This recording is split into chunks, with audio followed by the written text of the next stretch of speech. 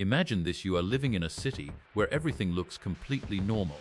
People still walk the streets, still work, still pray, still speak about God.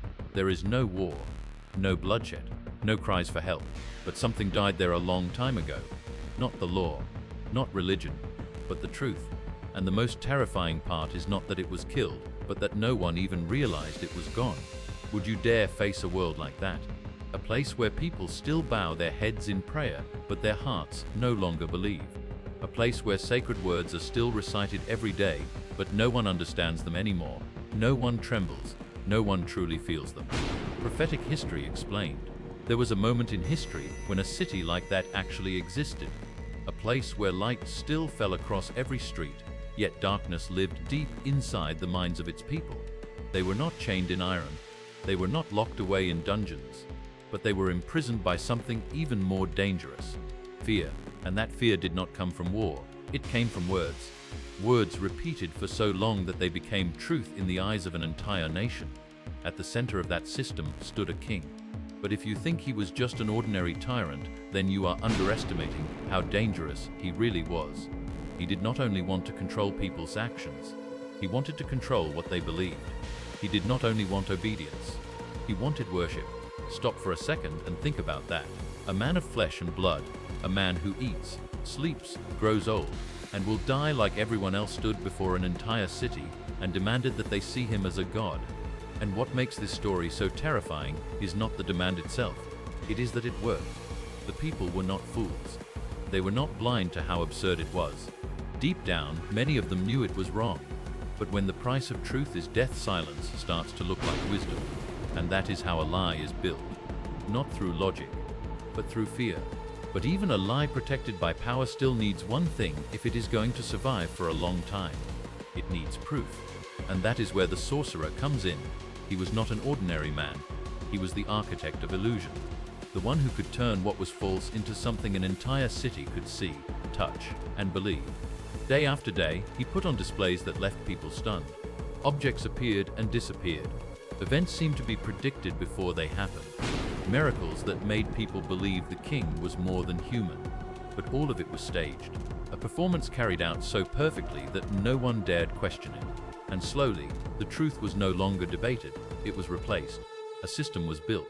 A system where fear was the foundation, illusion was the outer shell, and power was what held everything upright. Every brick in that system was laid by human silence. But do you know what always happens to systems like that? They do not collapse because of pressure from the outside.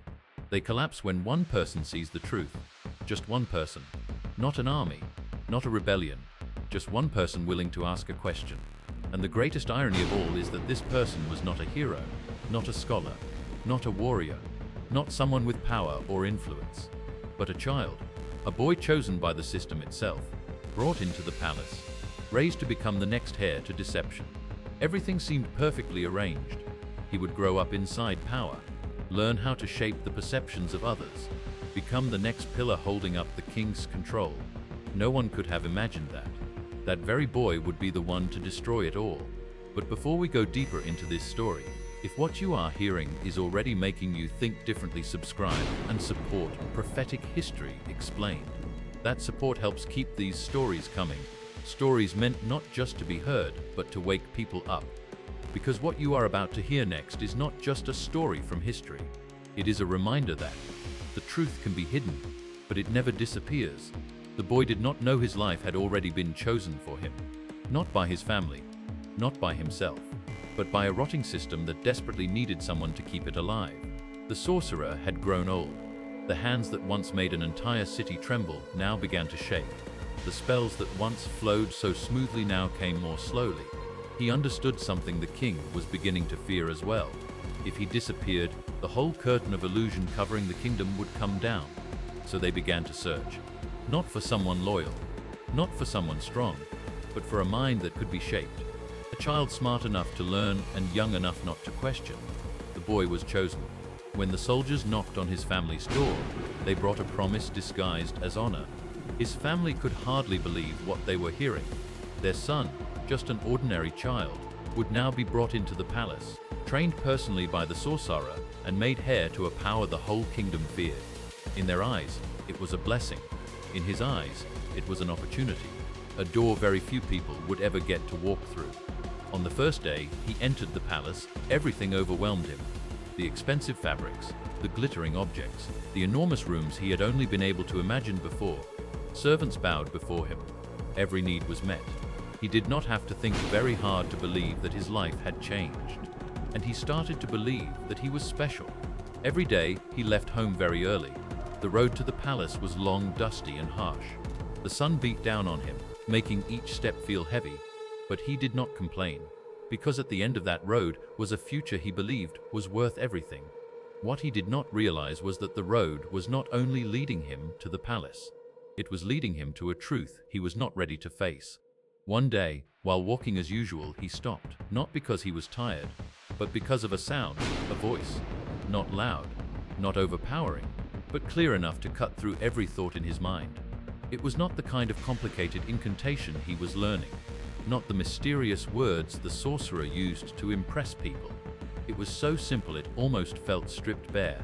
But that very simplicity was what kept him from walking away. There is no God but Allah. He did not understand the full meaning of the words, but he felt something different.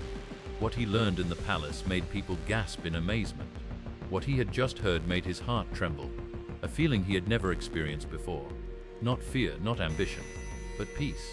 He stood there longer than he intended to, but then that familiar fear pulled him back. He was late, and in the world he was being trained to enter, being late was not a small matter, so he kept walking. But for the first time, his steps no longer felt steady. The next day, when he passed by that place again, he did not stop right away, but he slowed down, listening, waiting. That voice came again, the same words, the same calmness, as if the man speaking did not need to prove anything at all. And this time, the boy could not keep walking as though he had heard nothing. Day after day, it kept happening. He still went to the palace, still learned what he was taught, still memorized every detail to please the sorcerer. But his mind was no longer fully there. He began comparing the two. On one side were performances that amazed people but needed arrangement, needed an audience, needed fear to survive. On the other side were simple words needing no witnesses, needing no approval, but carrying a weight he could not explain. And then one day, he decided to step past his fear. He knocked on the door. It opened, not by a powerful man, but by someone completely opposite from the world the boy had just come from. No gold, no authority, no sign of control, only stillness. The boy introduced himself, but for the first time, the title apprentice of the sorcerer made him uncomfortable, as though it no longer described who he really was. The man looked at him, not with fear, not with admiration.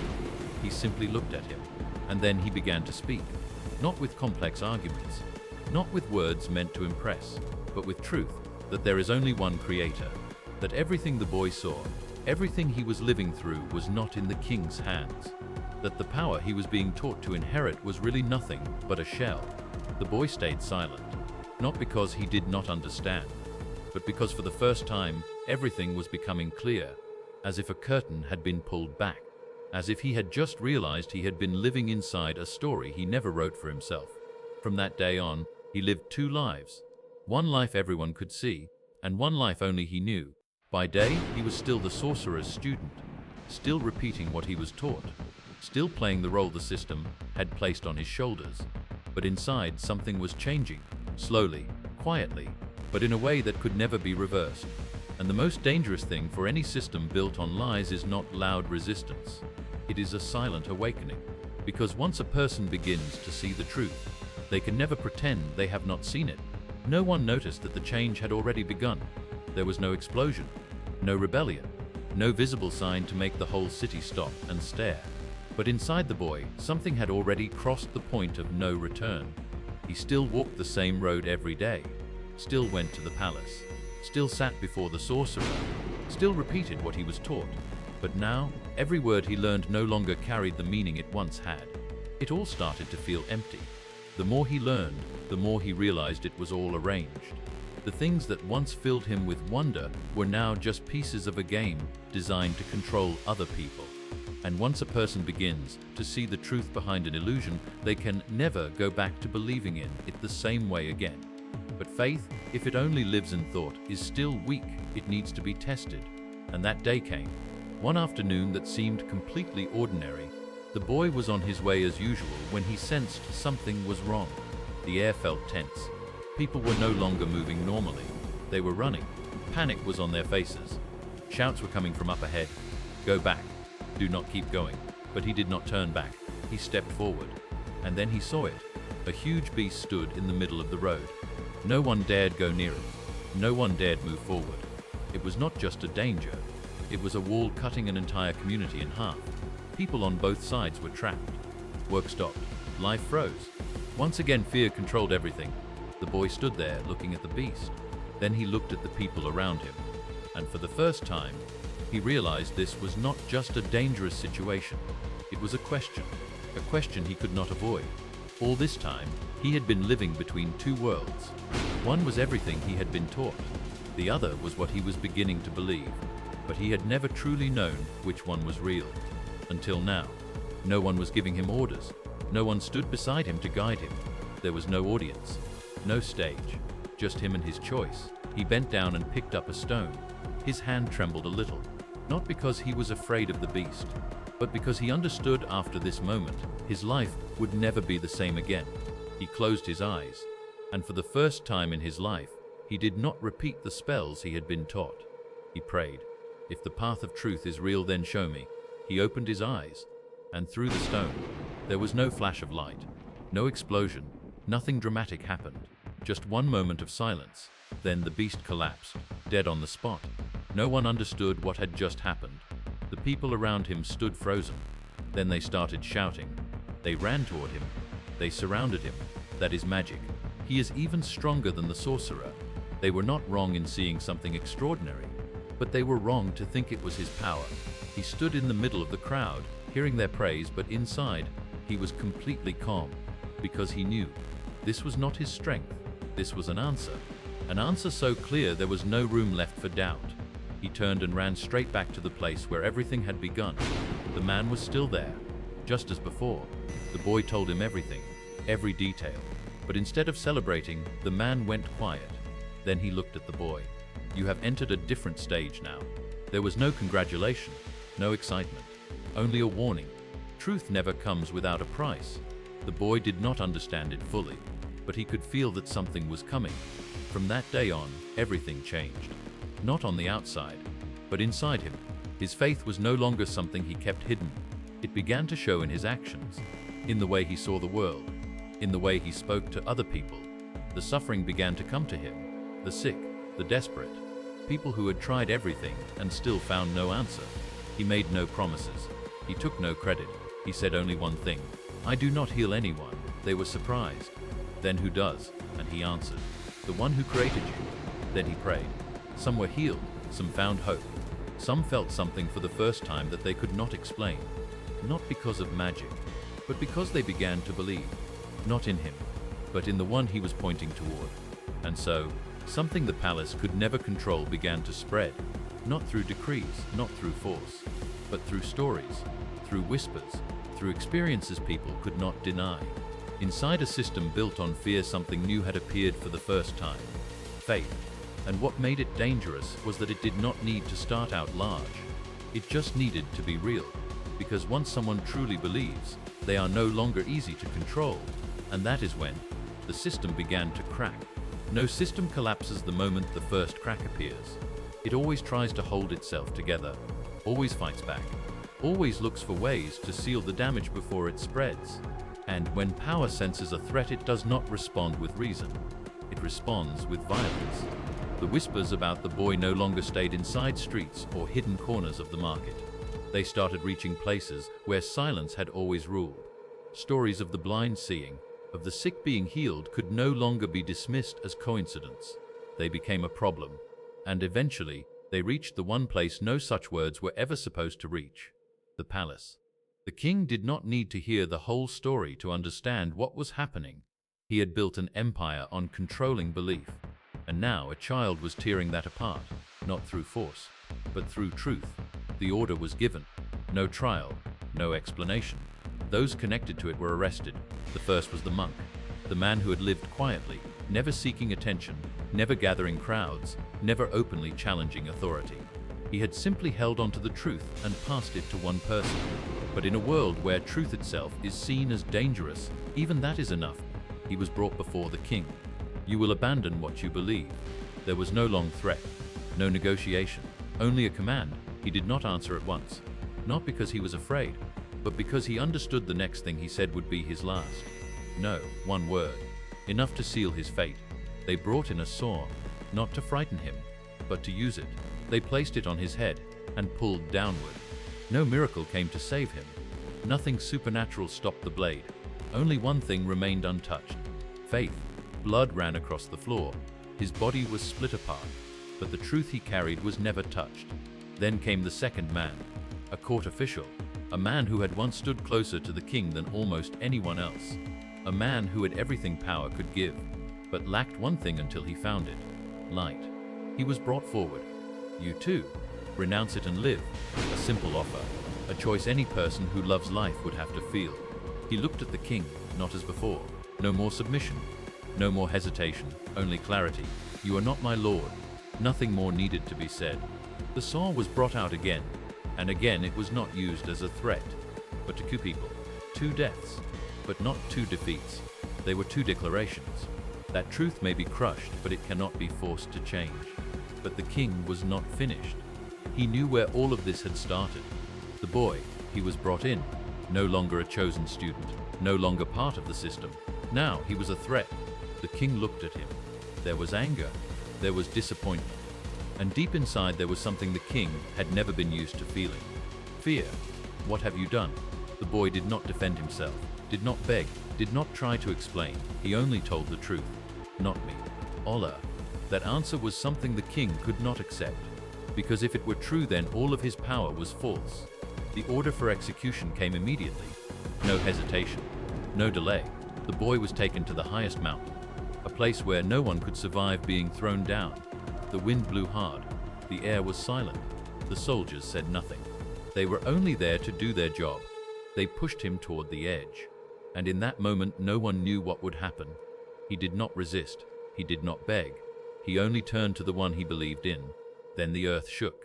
Not gently, violently. The soldiers lost their footing. Screams broke out, and one by one they fell. The boy remained standing, untouched, unharmed. When it was over, he turned around and walked back down, returned, as if death itself had missed him. When he stepped back into the palace, the king could no longer keep his composure. This could not be explained, not by magic, not by logic, but still the king refused to surrender. Take him to the sea. Once again the boy was taken away. This time it was water, not rock, not height but depth. They rowed far out, very far, beyond land, beyond hope. They tied him up, prepared to throw him overboard. And once again he prayed. The waves rose, the boat overturned, the soldiers drowned, and the boy returned to shore. No one could deny it anymore. No one could call it coincidence. The king looked at him, and this time it was no longer anger. It was fear. For the first time, he was staring at something he could not control. What are you? That question was not curiosity. It was desperation. The boy looked at him, calmly.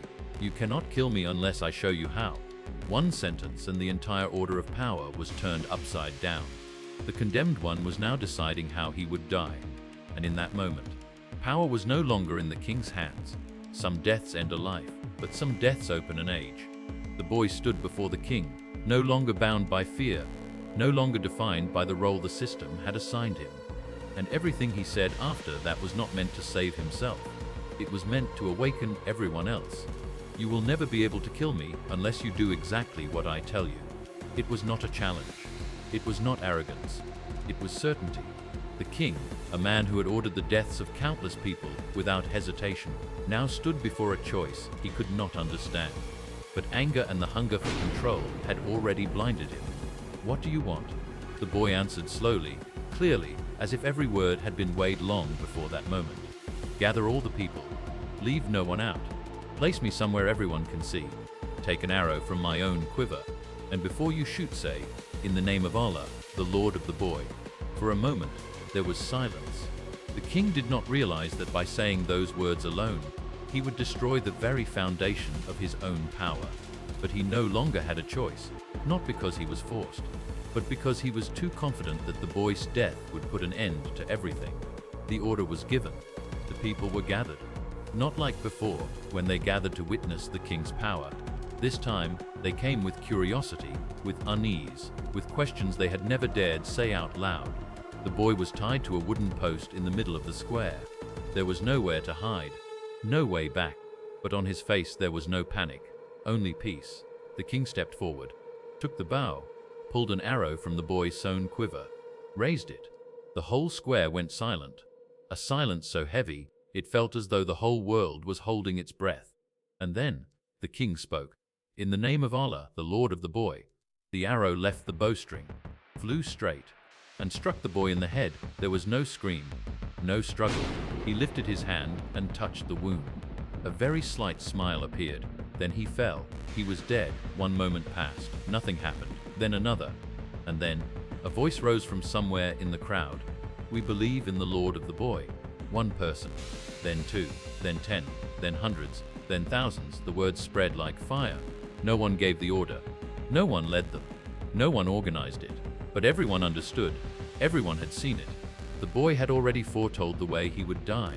And that could only happen when the king himself acknowledged a power above him. In that moment, every illusion collapsed. No debate needed. No proof needed. The truth revealed itself. The king stood there, looking at the crowd, and for the first time he realized he had lost. Not because he lost an army, not because he lost material power, but because he had lost the belief of his people. And when a system built on belief loses belief, it no longer exists. But instead of accepting that, he chose destruction. Pits were dug, deep, long, not to bury the dead, but to burn the living. The fires were lit. The flames rose high, devouring the air, turning the sky red. Then the order came. Anyone who abandons this faith will live. It sounded like a simple offer. Just one sentence. Just return to what they had once pretended to believe. But now, no one stepped back. They moved forward, one by one, not because they were not afraid, but because they had seen something greater than fear.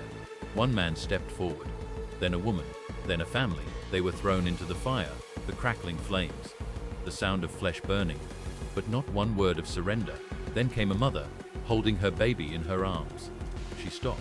For the first time, someone's step faltered, not because she doubted, but because she was a mother. She looked down at the fire, then at her child. That moment was the hardest of all, not between life and death, but between love and faith. And then, something happened that no one could have imagined. The baby spoke. Mother, you are upon the truth. There was no explanation, no reasoning, only truth. The mother closed her eyes, held her child tightly, and stepped into the fire. On that day, no one survived, but no one failed, because their deaths were not the end. They were a declaration that some things in this life are worth more than life itself. And the boy, the one who stood alone against an entire system, did not just change one person, did not just change one group. He awakened an entire people, not through power, not through words, but through his own death. And from within the fire, the truth was not burned away, it was carved deeper than ever. This story does not end in the fire. It begins there, because what happened was not just a tragedy from the past.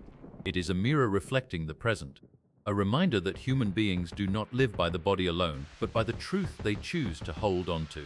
Even when the price is everything, the boy had no power, no army, no status, but he had something an entire kingdom could not stand against. Certainty in the truth. And that certainty shattered a system built over many years, not by overthrowing it from the outside, but by causing it to collapse from within. Once people are no longer afraid, power loses its meaning. The greatest lesson is not in the boy's death, but in the choice made by the people who walked into the fire. They were not superhuman.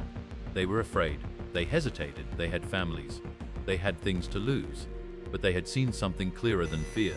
That truth, once recognized, cannot be traded away. In life today, you may never stand before literal fire, but you will face choices. Moments when you must decide between staying silent to remain safe or speaking what is right. Between following the crowd or standing alone with what you know is true. You may not be threatened with violence, but you will be tested by pressure, by compromise, by immediate rewards. And the question is always the same. What will you choose when no one is watching? Real strength is not found in whether you can change the whole world. It is found in whether you can preserve the truth inside yourself. Because history has already proven one thing. All it takes is one person who truly believes to change everything. If you want to keep exploring stories like this, stories meant not just to be heard but to be understood, reflected on, and allowed to change the way you see the world, join the Prophetic History Explained community. And do not forget to subscribe and support the channel so we can keep bringing you deeper and more meaningful content in the videos ahead.